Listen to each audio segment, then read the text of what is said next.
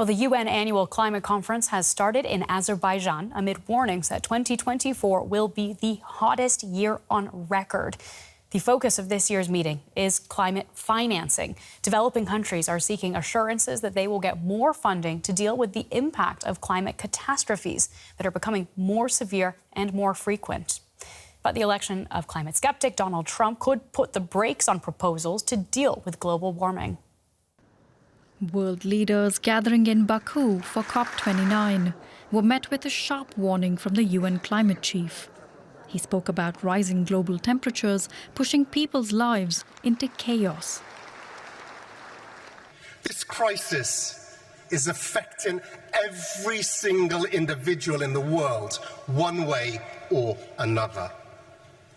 And I am as frustrated as anyone that one single COP can't deliver the full transformation that every nation needs. We mustn't let 1.5 slip out of reach. And even as temperatures rise, the implementation of our agreements must claw them back. Climate catastrophes have particularly impacted countries in the global south. Now India and many African countries are asking richer nations to donate $1 trillion a year. The fund will help them deal with the damage caused and help build more climate-resilient infrastructure. Historically, industrialized countries like the US and European countries have emitted the highest levels of carbon dioxide, the greenhouse gas largely responsible for climate change. China is the largest emitter in the world. The exact amount of compensation and who should pay it will be heavily debated at the conference.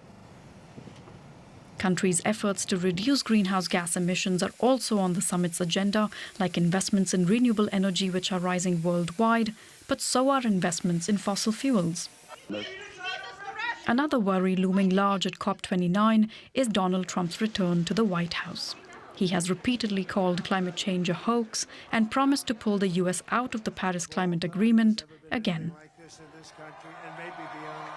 For those of us dedicated to climate action, last week's outcome in the United States is obviously bitterly disappointing, particularly because of the unprecedented resources and ambition President Biden and Vice President Harris brought to the climate fight.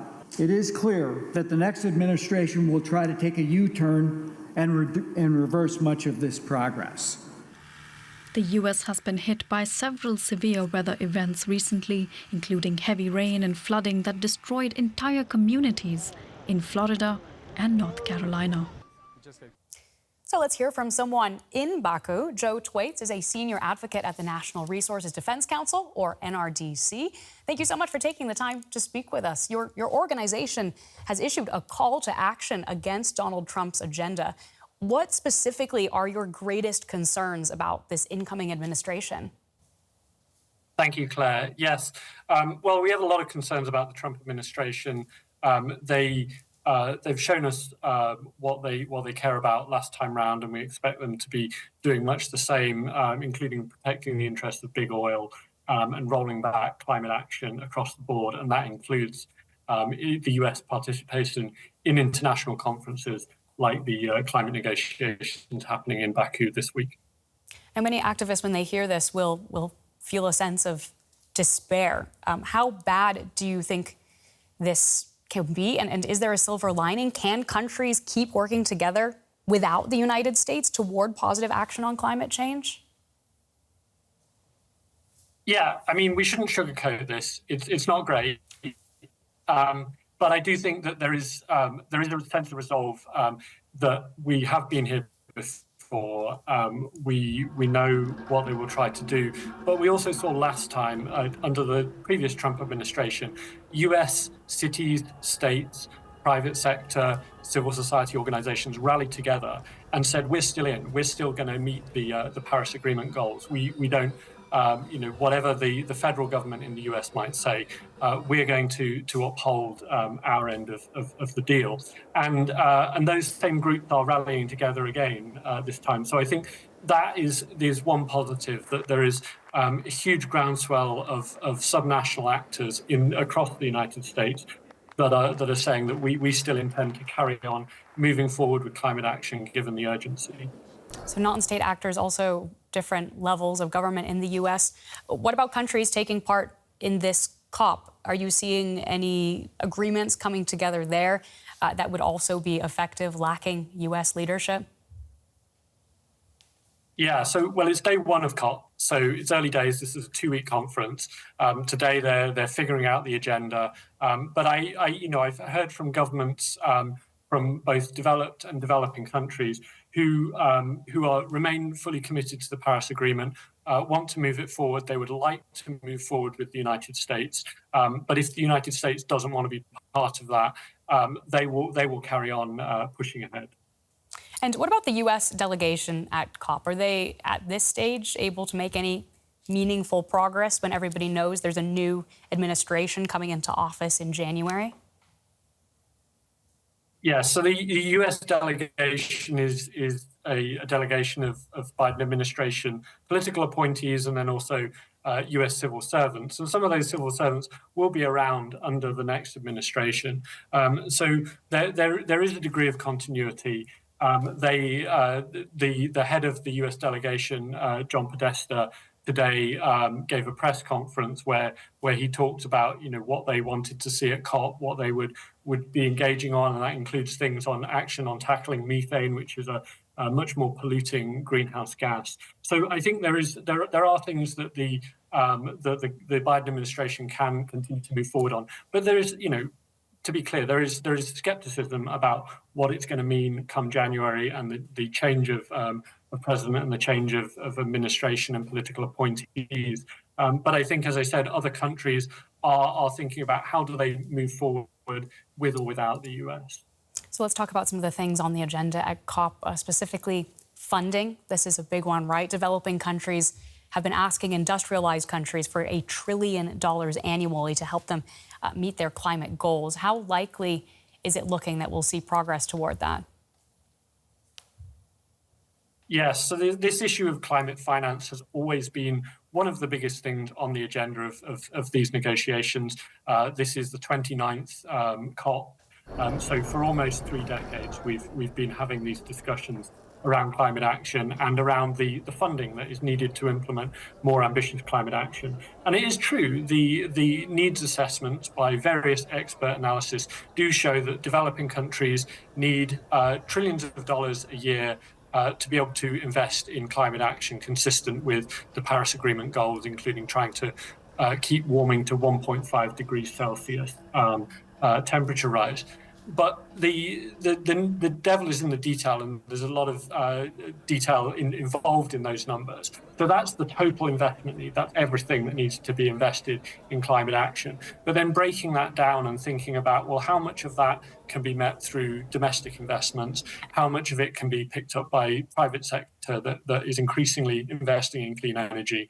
And then how much does need to be international public support? And so that's what the negotiations over these next 2 weeks are going to be all about, trying to figure out, what are the different pieces of that 1 trillion or so pie, and who are the different actors, who are the different sources that could meet that kind of funding amount. Well, thank you so much for joining us from Baku with your insights. That is Joe Thwaites, a senior advocate at the NRDC. We very much appreciate your time.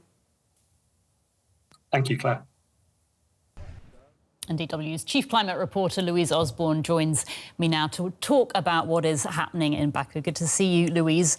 We have to start with Donald Trump. The fact that he, of course, will be US president again from January.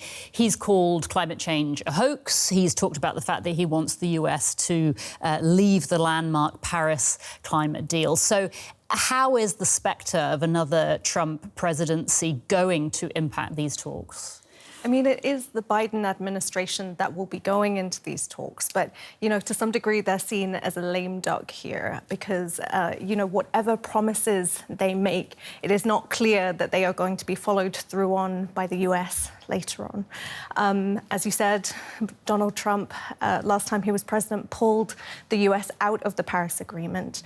That means if he does the same in January, which experts say he probably will, the US would not be under the same obligations to reduce carbon dioxide emissions, for example. At the moment, they are the second biggest emitter, so that is obviously problematic. In terms of financing, they also contribute a lot to that, and they would not have to follow through if they were not part of that agreement any longer. Saying that, though, Biden has put in place some measures to move the US towards renewables. And these are things that are going to be difficult for President-elect Trump to undo. So, there is still forward momentum in the US, regardless of what happens next. You mentioned climate financing. This year's conference is all about financing, isn't it? Who's going to pay how much to mitigate the worst effects of climate change? How difficult are the discussions going to be around this topic? I mean, difficult, to say the least. Firstly, there is this amount and how much money they're going to get to. Experts say that we have to move from 100 billion into the trillions, really, to tackle the climate crisis. It's unlikely that it will get that high. We will have to see. But some of the biggest sticking points are to do with countries like China and the Gulf states, which emit a lot and are still classed as developing nations. So they are recipients of this money, technically.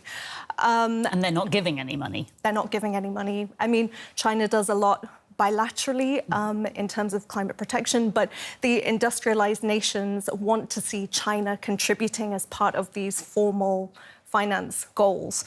And whether that is likely to happen or not is, well, to be seen. But a lot of the developing countries would like to see voluntary contributions rather than, there being this definitive goal that they have to be part of. And more than we're seeing right now. Several world leaders are not going to be coming to this conference, whether it's the German Chancellor, whether it's the current US President Joe Biden, Brazil's President Lula da Silva. What kind of message is that sending that, these big names, these important leaders are not going to be coming to this year's COP? I mean, it might not look good, but actually they do very little to push forward negotiations. It's the diplomats and negotiators behind the scenes that are actually moving forward progress on, on the talks that we're seeing. So they're not that important in terms of, making sure that we get to a good deal at the end. And whatever their priorities are at home, obviously there's a lot going on in the world at the moment. Climate change is not going away. This is something that they do have to deal with. We've seen these extreme weather events all over the world. There was the flooding very recently in Spain. We've also seen it in Brazil and Eastern Africa. Drought, heat waves, the worsened hurricanes in Mexico and the US. And as you said earlier, 2024 is likely to be the hottest year, topping the 1.5 degrees already. The message remains the same whether they are there or not, that greenhouse gas emissions need to be cut dramatically by 40% to 2030, according to experts. And for that, they need a good financial goal in place and good targets for reducing emissions. DW Chief Climate Reporter Louise Osborne. Louise, thank you so much as ever.